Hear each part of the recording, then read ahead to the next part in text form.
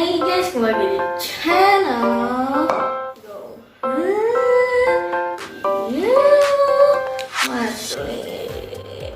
So aku mau kasih tahu 3 gerakan yoga yang sering dipakai. Pertama duduk di tumit, tinggiin badannya, lalu tangannya ke depan.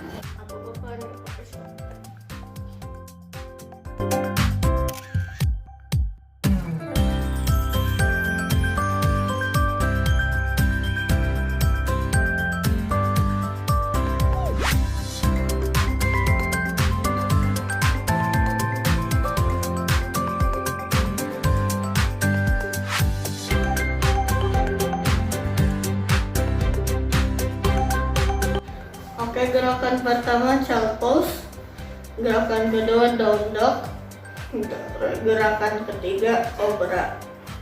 Oke, segini aja video aku. Kalau kalian suka video ini, jangan ragu subscribe, like, dan share. Dah.